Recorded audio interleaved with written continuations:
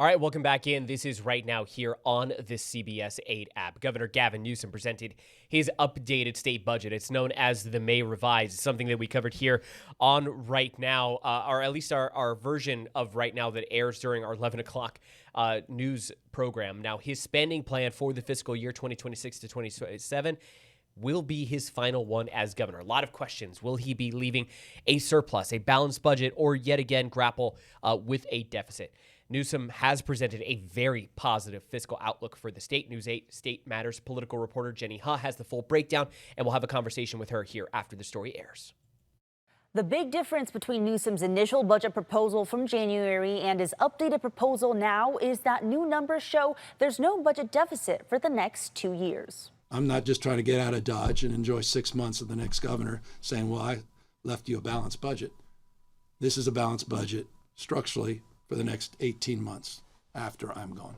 A $350 billion budget proposed for California's upcoming fiscal year. But some positive news, Newsom says, amid years of budget deficits and criticism over state spending. No deficit for the next 2 years. We got a detailed plan, and we're cutting deficits. In his initial January proposal, the Newsom administration had projected a budget shortfall of about $2.9 billion next year and $22 billion the year after. So how is California in a budget surplus of about $4.5 billion next year and $2.1 billion the year after now? It's a mix of factors: higher than expected state income tax revenue, largely due to the AI boom and resulting success in the stock market, as well as additional revenue via additional taxes on corporations. Some limited tax decreases for small businesses, but then tax increases on corporations, particularly tech companies. But also more cuts to healthcare programs, especially on coverage for undocumented immigrants. We're also looking to reduce costs, and this is where we get into, the more challenging issues.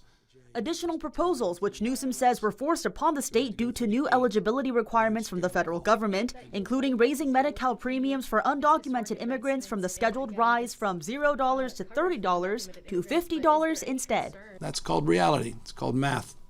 That's a difficult thing, and we try to do it in a thoughtful way. It was originally $100. They went down to $30, I think $50 under the circumstances, but people going to disagree. And transitioning certain undocumented immigrants to fee-for-service health care, which would save the state $1.5 billion in the coming years, but could make accessing certain care more difficult for people. Well, fee-for-service is a direct result of the federal government. Meantime, Republicans are once again criticizing the governor's fiscal outlook as concerning and irresponsible. He really isn't doing anything about the structural debt, bringing spending down to a level below revenues. Newsom also said his administration has been able to cut projected deficits in the future years by half. So for fiscal year 28 to 29, the deficit is expected to be about $10 billion, the same in 2029 to 2030. Jenny Ha, News 8. All right, and Jenny Hud now joining us here in studio. Jenny, I know that politics oftentimes will blur the reality of the situation. So walk me through this, because when I was watching the May Revised speech, I was in particular paying close attention to what was a lot of noise from what would be considered left-leaning groups saying that they were upset with some of the decisions the governor was making to get a balanced approach here. And then, as you heard in your piece there, Republicans are saying that the spending is still out of control. So which is true? Which is true here? Because Republicans are saying the spending is out of control, while there are Democratic groups saying we're not spending enough. Like you said, I mean, it's politics after all, right? It's the state budget, but it is politics. It is Sacramento. So you're going to have multiple sides to any issue, especially when it comes to money and taxpayer dollar spending. Like you said, the Republicans, I mean, they've always been critical of how the governor and also Democrats up here in Sacramento have chosen to spend taxpayer dollars. Republicans are more fiscally conservative. And so even with this expected surplus in revenue that we are seeing, they are warning, and Newsom has also acknowledged this, because that is with that likely temporary AI boom. We can't be so reliant on it, and we can't overspend by relying on that billions of increased income tax revenue. Again, we are expecting as a result of that AI boom. So that's what we're hearing from Republicans, also from them. their priorities are, for example, Proposition 36 funding, right? That is the voter approved initiative from 2024 that basically would implement harsher penalties for repeat serious drug and theft offenses. Voters voted for it. Governor Newsom initially gave about $100 million in funding for it. And since then, he has not given additional funding. So time and time again, Republicans have pushed for that additional funding. There is no new funding included this time around for that either. So that is a big pushback you're hearing from Republicans. I know my answer is getting a little long, but really quickly to address kind of what the more progressives are saying, that is specifically with healthcare. Yep. Because a big reason as to why we are able to reach this balanced budget with an anticipated surplus too is because we're cutting a lot, especially when it comes to healthcare. Now, a lot of that is attributable to the federal funding cuts we are ultimately seeing as a result of HR 1, the so-called Big Beautiful Bill. So it does force the state to make some difficult decisions again as a result of that cut in federal support. But the state is taking, some additional steps to preserve costs on that front for undocumented immigrants, which is really where a lot of the progressives are coming in and saying they're concerned. And if there's no preventative health care for these folks, they end up in the emergency room, which is ultimately more expensive. Yeah, because earlier this week you said it, you're reporting, and I got it right here just to kind of underscore what you were saying. There are immigrant populations that could be losing health care who are not bound by the federal rules. That is Governor Newsom proposing to take it further than what we have been seeing here in the Big Beautiful Bill. So maybe if this is a better way to explain it, because outside, so these cuts are staying the same. Is the major change that we're seeing here not necessarily the cuts, the funding, but just the revenue stream that we're seeing? Is that a good way to kind of just boil it down to the real change that we're seeing in this revision versus the January budget proposal? The revenue stream is a part of it, yes, but in terms of additional revenue the governor is trying to generate in this new proposal is additional tax on some corporations. So the nitty-gritties of it is a little difficult. The details are very complex, but essentially for some small businesses, it would lessen, at least for one time, kind of the tax that they have to pay to start up their business or operate. And it actually raises kind of some of the tax contributions of some of the bigger businesses and the corporations in the state. So Newsom, obviously with the billionaires tax, for example, he's uncomfortable with the idea. He's long opposed it, saying long term that causes the state to miss out on the mass contribution these giant corporations have on income tax to the state, which ultimately contributes to the overall state budget at the end of the day. So something, I guess, as big of an idea as the billionaire's tax, he is uncomfortable with, but he does propose additional taxes on corporations in this proposal. So again, additional revenue streams, right, like additional taxes, but also that unexpected revenue stream of increased personal income tax that we are anticipating over 3 years. Those are all contributing factors as to why we think, this proposal suggests we have additional revenue. Jenny, another big part of the conversation has been education. The governor was painting a very bright picture with investments, particularly in teacher training as well as special education, something that a lot of folks have been asking for. But at least here, the second largest school district in the state of California, San Diego Unified, their superintendent is taking issue with Prop 98 funding. And that has been something that other school districts have taken. So what does the budget, is it not fully funding the sort of obligation that the state has?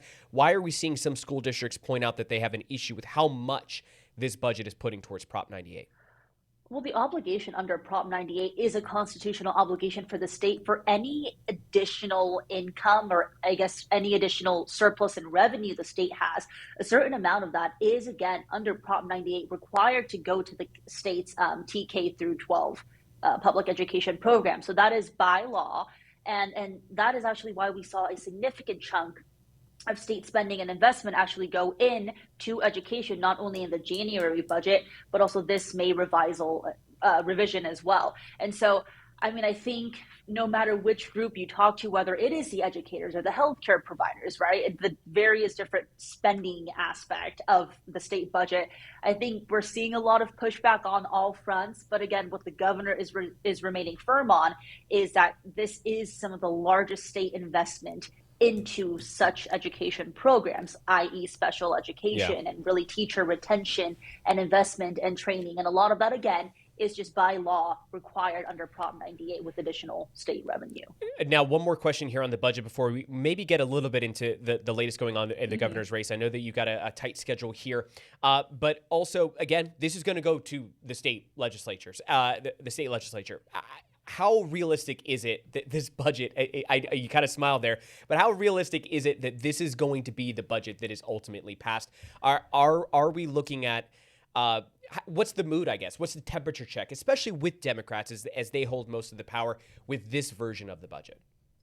I think the temperature check is that Governor Newsom and his administration is probably the happiest and the most positively speaking about this budget. It is his budget, after all, and they're providing a very positive fiscal outlook. We talked about the Republican reaction earlier. The nonpartisan legislative analyst office, too, has always been very kind of realistic and warning the governor to, sure, you can be, I guess, you can have a positive outlook, but also be realistic. So I think a lot of other sides, including the legislature, they're pushing for a bit more of a reality check and really warning that, again, with this increase in revenue stream expected, we still have to be fiscally conservative and really tighten our belt. And like you said, Democrats hold most of the power. So technically, I mean, they really don't need the Republican votes to get the budget of their choice passed. So if the Senate, Assembly, and the governor ultimately agree on something, and that is what the Democrats want, that is the budget that is going to be passed in June.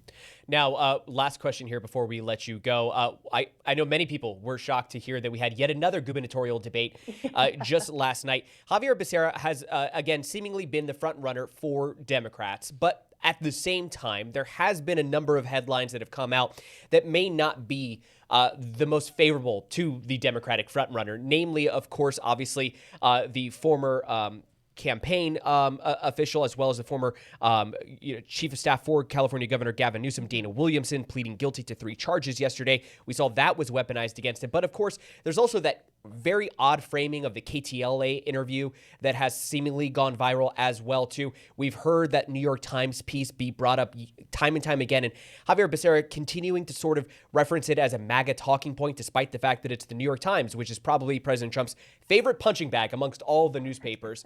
And then there's also been some whispers of certain co-workers of his under the Biden administration pointing out that he wasn't the point person during his time as HHS secretary.